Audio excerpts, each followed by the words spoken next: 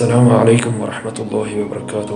برادران عزیز، خواهران گرامی، امروز ما و شما زیاد در شبکه‌های اجتماعی می‌بینیم که برادران خواهران ما و شما زیادی هستند که در شبکه‌های اجتماعیشان، در صفحه‌هاشان نوارهای فحشا و نوارهای پر از فسق و فجور و پر از گناه نشر می‌کنند و با این در نامه اعمالشان کارهای بد خودشان، عملهای بد خودشان و گناههای زیادی را ثبت می‌کنند و گمان میکنند که احتمالاً اینها برای چنین کارهاشان هیچ جوابگری در پیش ندارند، ولی سخت اشتباه میکنند.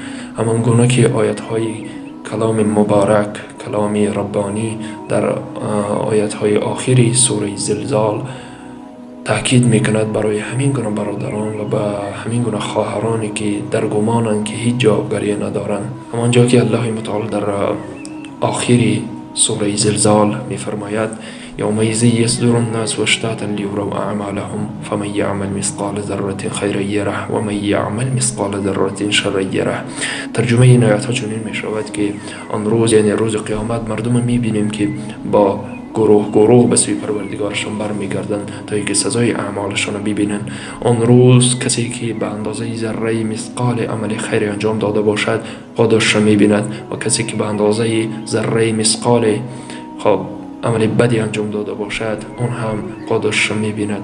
کسایی که در شبکه‌های اجتماعی نوارهای فحشا پهن میکنین و اینکه در کامنتری ها اونها را دستگیری میکنین، لایک میگذارین و اینکه پدلیس میکنین، اینکه نوارهاشون را پهن میکنید، شما هم انشالله که اون روز این عذاب و این پاداش و اون سوال و جواب ها را در پیش دارید. برای همین این پیام قرآنی پیامی سراسری و جهانی هست. فقط یک گروهی از ما مردم مسلمان امروز این آیت و این پیام قرآنی و ربانی را فراموش کردیم، ولی زمانی رسید است که باز سر بگردیم به سوی قرآن و به سوی پیام الهی برگردیم و در یاد داشته باشیم که روزی مرگ داریم، قبر داریم، آخرت داریم و حساب و رستاخیز داریم.